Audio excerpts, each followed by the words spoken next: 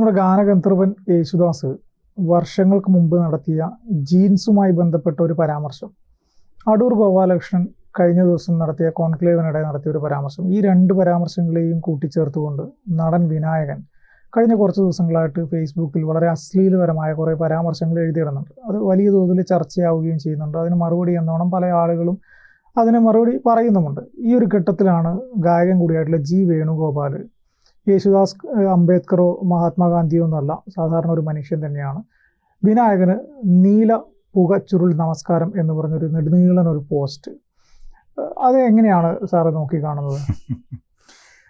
വേണുഗോപാൽ എന്താണ് യേശുദാസിനോടുള്ള റെസ്പെക്റ്റ്, അല്ലെ അടൂർ ഗോപാലകൃഷ്ണനോടുള്ള റെസ്പെക്റ്റ്, ഇതുകൊണ്ടൊക്കെയാണ് അങ്ങനെ ഒരു പോസ്റ്റ് ഇട്ടിരിക്കുന്നത്. അതെ, ഈ നല്ല നീലച്ചുരുൾ പുകയ്ക്ക് നല്ല നമസ്കാരം എന്ന് പറയുമ്പോൾ ഇവിടെ നീലച്ചടയൻ പുകയ്ക്കുന്നത് വിനായകൻ മാത്രമല്ലല്ലോ.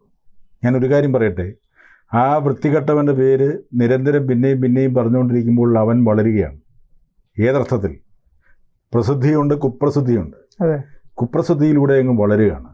അതിലവൻ അഭിരമിക്കുന്നുണ്ട്, അവൻ്റെ ഒരു ആത്മരതിയുണ്ട്.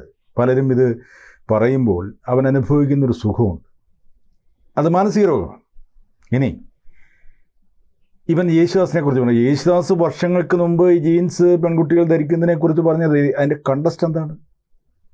അതിൻ്റെ കണ്ടന്റ്, അതിൻ്റെ അർത്ഥം എടുക്കാൻ കഴിയാതെ മകൻ്റെ ഭാര്യ ജീൻസ് ഇട്ട് വരുമ്പോൾ എന്നൊക്കെ പറഞ്ഞ് വൃത്തികെട്ട രീതിയിൽ ഇവൻ ഇത് പറയുമ്പോൾ, ഇവൻ നീലച്ചടയൻ അടിച്ചുകൊണ്ട് മാത്രമല്ല, ഇവൻ്റെ മാനസിക വൈകല്യമാണ്. അത് ലഹരിയിൽ നിന്നും വരുന്നതല്ല, അവൻ ജന്മന മാനസിക വൈകല്യമുള്ളവനാണ്. ഇനി ഇവൻ ദളിതൻ്റെ കുപ്പായം ധരിച്ചിട്ടുകൊണ്ടാണല്ലോ നടക്കുന്നത്. ഇവൻ എങ്ങനെയാണ് പാർശ്വവൽക്കരിക്കപ്പെട്ടിട്ടുണ്ടോ? ഇവൻ ചവിട്ടി താഴ്ത്തപ്പെട്ടിട്ടുണ്ടോ? ഒരിക്കലുമില്ല. ഇവൻ സിനിമയിൽ മേടിക്കുന്നത് 1.5 കോടി രൂപയാണെന്ന് പറയും. പാവപ്പെട്ട പ്രൊഡ്യൂസേഴ്സ് അത് കൊടുക്കുന്നുമുണ്ട്. ഇവന് മാർക്കറ്റുണ്ടോ? നടൻ ഇവനേക്കാൾ എത്രയോ മികച്ച നടന്മാരുണ്ട്. മമ്മൂട്ടിയും മോഹൻലാലും മികച്ച നടനല്ലേ. പിന്നെ ഇവൻ യേശുദാസിനെ അപമാനിക്കുന്നത് യേശുദാസ് വരേണ്യവർഗമായിട്ടാണ്. യേശുദാസ് ഒരു OBC വിഭാഗത്തിൽപ്പെട്ട ഒരാളാണ്. പറഞ്ഞു വന്നാൽ ലാറ്റിൻ കാത്തലിക്കാണ്, അവർ OBC വിഭാഗത്തിൽപ്പെട്ടതാണ്. അപ്പോൾ വരേണ്യവർഗമായതുകൊണ്ടല്ലേ. ഇനി അടൂർ ഗോപാലകൃഷ്ണൻ നായരാണ്, അതുകൊണ്ട് വരേണ്യവർഗമാണെന്ന് പറയാം. അടിസ്ഥാനപരമായും ഇവന് ഇവരോടൊക്കെയുള്ള പകയും വിദ്വേഷവും ഒക്കെയാണ് പ്രകടമാവുന്നത്. ഇവൻ വളരെ സാധാരണ നിലയിൽ നിന്ന്, അതല്ലെങ്കിൽ ബിലോ സ്റ്റാൻഡേർഡ് ലെവലിൽ നിന്ന്, ഞാൻ ബിലോ സ്റ്റാൻഡേർഡ് ഉദ്ദേശിച്ചത് സാമ്പത്തിക അവസ്ഥയാണ്. ഇപ്പോൾ എനിക്ക് മനസ്സിലാവുന്നു ബിലോ സ്റ്റാൻഡേർഡ് എന്ന് ഉദ്ദേശിക്കുന്നത് അതിൻ്റെ സംസ്കാരത്തിൻ്റെ ഭാഗത്തിലും നമുക്ക് കൂട്ടിച്ചേർക്കാമെന്ന് എനിക്ക് തോന്നുന്നു. അങ്ങനെ ഒരുത്തനാണ് ഇവൻ. സിനിമയിൽ വന്ന് പണമുണ്ടാക്കി, പേരുണ്ടാക്കി. അതിനുശേഷം നമ്മളൊരു മനുഷ്യനെ ബഹുമാനിക്കുന്ന എവിടെയാണ്? അവൻ്റെ പെരുമാറ്റത്തിൽ, അവൻ്റെ ബിഹേവിയർ എങ്ങനെയാണ്, അവൻ്റെ സംസാരം, വ്യക്തിത്വം. ഈ വ്യക്തിത്വം അളക്കുന്ന അളവുകൾ എന്തൊക്കെയാണ്? അവൻ എങ്ങനെ ഒരാളുടെ പെരുമാറുന്നു, സമൂഹത്തിൽ എങ്ങനെയാണ് അവൻ്റെ ഇടപെടൽ. ഇത് വിനായകൻ്റെ കാര്യത്തിൽ എന്തെങ്കിലും പാലിക്കപ്പെട്ടിട്ടുണ്ടോ? വിനായകൻ പോലീസ് സ്റ്റേഷനിൽ പോയി ചീത്ത വിളിക്കുന്നു, ഭാര്യയുമായിട്ട് അടിച്ചു പിരിയുന്നു. അത് പിന്നെ ഭാര്യയുമായിട്ട് അടിച്ചു പിരിയുക എന്ന് ഞാൻ അർത്ഥമാക്കിയത് ഡിവോഴ്സിനെ കുറിച്ച് മാത്രമല്ല. ഭാര്യയെ ദേഹോദ്രവേൽപ്പിക്കുകയൊക്കെ ചെയ്തെന്ന് അവരെന്തോ കംപ്ലൈൻറ്റൊക്കെ കൊടുത്തിട്ട് ഇവൻ ചെയ്യും. പിന്നീട് ഒരു ഫ്ലാറ്റിൻ്റെ കോറിഡോറിൽ നിന്ന് തുണി ഉരിച്ച് കാണിക്കുന്നതൊക്കെ നമ്മൾ വീഡിയോയിലൂടെ കണ്ടു. ഒരു കടയിൽ ചെന്ന് ചീത്ത വിളിക്കുന്നത് കണ്ടു. നിരന്തരമായി ഇങ്ങനെ പറയുക, സമൂഹത്തിനിടയിൽ മനുഷ്യരുടെ ഇടയിൽ ഇറങ്ങി നടന്ന് അസഭ്യവർഷം ചൊരിയുക. എന്നോട് ഗോവയിൽ പോയിട്ട് അവിടെ കിടന്ന റോഡിൽ നിന്ന് വെല്ലുവിളി നടന്നു. അതെ, ഒരു വെല്ലുവിളി നടത്തി. പിന്നെ ഫേസ്ബുക്കിലൂടെ ഇങ്ങനെ അധമ വർത്തമാനങ്ങൾ പറയുക. ഇവനെ ചികിത്സിക്കുകയല്ല വേണ്ടത്, ഇരുമ്പഴിക്കുള്ളിലാക്കണം. അവൻ ലഹരി ഉപയോഗിക്കാതെ വളരെ കുറച്ച് ആഹാരവും കഴിച്ച് തടവറയിൽ കിടക്കുമ്പോഴാണ് ഇവൻ മനസ്സിലാക്കുക ഇതിൻ്റെ ഇവൻ അനുഭവിക്കുന്ന ആനന്ദം എന്താണ്, സുഖം എന്താണ്. ഇവൻ പാർശ്വവൽക്കരിക്കപ്പെട്ട പ്രതിനിധിയാണെന്നൊക്കെ പറഞ്ഞ് ചില ദളിത് ആക്ടിവിസ്റ്റുകൾ പറയുന്നത് കേട്ടു. എനിക്ക് അവരോട് ചോദിക്കാനുള്ളത്, ഇവൻ എവിടെയാണ് പാർശ്വവൽക്കരിക്കപ്പെട്ടത്? ഇവൻ മറ്റുള്ളവരുടെ തോളിൽ ചവിട്ടി തലയിൽ കയറാനുള്ള പ്രകടനമല്ലേ നടത്തിക്കൊണ്ടിരിക്കുന്നത്? ഇവൻ ശരിക്കും അടൂർ ഗോപാലകൃഷ്ണൻ യേശുദാസിനെയൊക്കെയല്ലേ ചവിട്ടി താഴ്ത്തിയത്? ഇവനെ ആരെങ്കിലും ഷെഡ്യൂൾ കാസ്റ്റ് എന്ന് വിളിച്ചിട്ടുണ്ടോ? ദളിതരെന്ന് പറഞ്ഞ് അവമാനിച്ചിട്ടുണ്ടോ? ഞാൻ പറയുന്നത് ഒരുത്തനെ ജാതി വിളിച്ച് അപമാനിച്ചു എന്ന് പറഞ്ഞ് നേരത്തെ ഒരു കേസുണ്ടായിരുന്നു. ജാതി വിളിക്കുമ്പോൾ അപമാനിക്കപ്പെടുന്നു എന്ന് തോന്നുന്നുണ്ടെങ്കിൽ ഇവൻ എന്തിനാണ് ആ ജാതിയിൽ പിറന്നുവെന്ന് പറയുന്നത്? അല്ലെങ്കിൽ ആ ജാതി ഉപേക്ഷിച്ചുകൂടെ? ഇവിടെ ഇവൻ എല്ലാ കാലത്തും പറയാമല്ലോ, എനിക്ക് ജാതിയില്ല, മതമില്ല, ഇത് പറഞ്ഞുകൂടെ?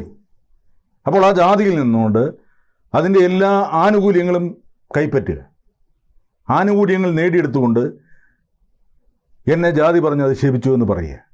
ഇപ്പോൾ നേരത്തെ ഒരു MLA ഒരാൾക്കെതിരെ കേസ് കൊടുത്തിട്ടില്ലേ? ജാതി പറഞ്ഞ് അധിക്ഷേപിച്ചു. ആ ജാതിയിൽപ്പെട്ടവനായതുകൊണ്ടല്ലേ അവൻ MLA ആയത്, ആ സീറ്റ് കിട്ടിയത്. ശരിയല്ലേ? SC/ST വിഭാഗങ്ങൾക്ക് മാറ്റിവെച്ചിരിക്കുന്ന, സംവരണം ചെയ്തിരിക്കുന്ന സീറ്റ് കിട്ടിയത് എങ്ങനെയാണ്? ആ ജാതിയിൽപ്പെട്ടവനായതുകൊണ്ടല്ലേ. എന്നിട്ട് ഈ ഒരാൾക്കെതിരെ, ഒരു മാധ്യമപ്രവർത്തനെതിരെ കേസ് കൊടുക്കുമ്പോൾ അയാൾ ജാതി പറഞ്ഞ് അധിക്ഷേപിച്ചിട്ടില്ല. പക്ഷേ ഇവരുടെ ഈ നിയമപരിരക്ഷ മറ്റുള്ളവരെ ഉപദ്രവിക്കാൻ വേണ്ടി എടുത്തുപയോഗിക്കുകയാണ്.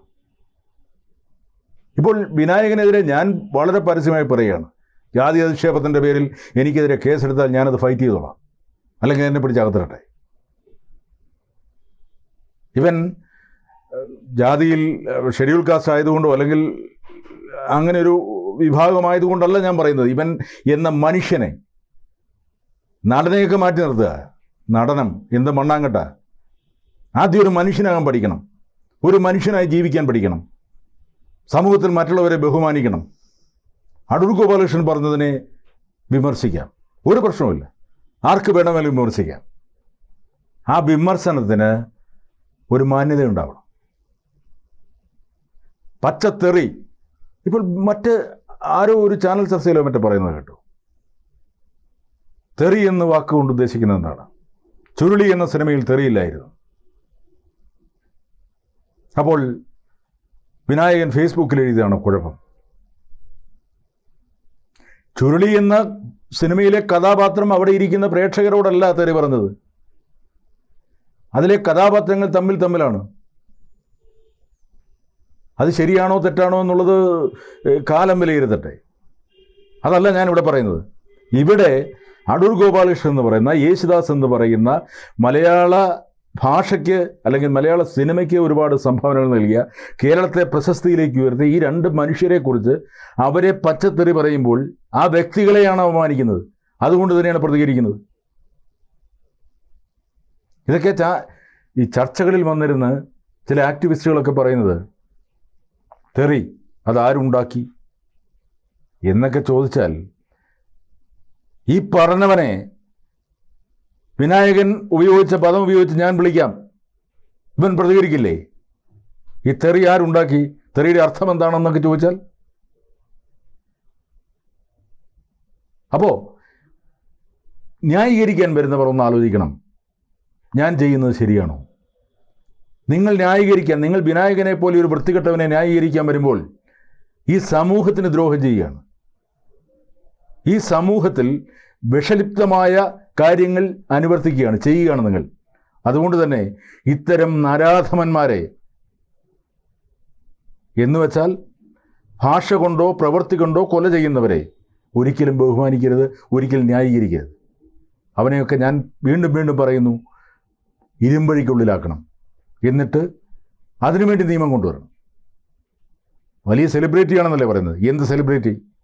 ഇവനിപ്പോൾ സെലിബ്രിറ്റി ആയിരിക്കുന്ന എങ്ങനെയാണ്? തുണി പൊക്കി കാണിച്ചും തെറി പറഞ്ഞുമല്ലേ സെലിബ്രിറ്റി ആയിരിക്കുന്നത്. ഞാൻ പറയുന്നത് ഇവൻ്റെ അഭിനയ മികവ് അതിനെ മാറ്റി നിർത്തുകയാണ്. അങ്ങനെയുണ്ടെങ്കിൽ മോഹൻലാൽ ഇവിടെ എന്തൊക്കെ കാണിക്കണം? മോഹൻലാൽ ഈ സമൂഹത്തെ മൊത്തം തെറി പറയരുതോ? അല്ലെങ്കിൽ ഇവിടുത്തെ പ്രശസ്തരെ നിന്നെക്കാളൊക്കെ വലിയവനാടാ ഞാനെന്ന് പറയരുതോ? എത്ര എളിമയോടെയാണ് അയാൾ ജീവിതത്തിൽ പെരുമാറുന്നത്. അതുകൊണ്ട് തന്നെ ഞാൻ പറയുന്നു, ഇവരെയൊക്കെ കണ്ടുപഠിക്കണമോ വിനായക. സമൂഹത്തിലെ പലരെയും നമ്മൾ കണ്ടുപഠിക്കണം. നമുക്ക് മുന്നേ നടന്നവരെ, അവരുടെ പ്രവർത്തികളെ കണ്ട് ശീലിക്കണം. ഇതൊക്കെ ജന്മം കൊണ്ട് കിട്ടേണ്ടതാണ്. ജീവിത സാഹചര്യങ്ങൾ കൊണ്ട് കിട്ടേണ്ടതാണ്. മാതാപിതാക്കൾ പഠിപ്പിക്കേണ്ടതാണ്. ഇവൻ്റെ മാതാപിതാക്കൾ ആരാണെന്ന് നമുക്കറിയില്ല. ചിലപ്പോൾ ഇതിനേക്കാൾ അപ്പുറമായിരിക്കും അവർ. എന്തായാലും സമൂഹത്തിൽ വിഷം പരത്തുന്ന ഇവനെയൊക്കെ സമൂഹം തന്നെ ശിക്ഷിക്കണം എന്നാണ് എൻ്റെ അഭിപ്രായം. കൂടുതൽ വാർത്തകളും വിശേഷങ്ങളും നിങ്ങളിലേക്ക് എത്താൻ ABC മലയാളം സബ്സ്ക്രൈബ് ചെയ്യുക, ബെൽബട്ടനും അമർത്തുക.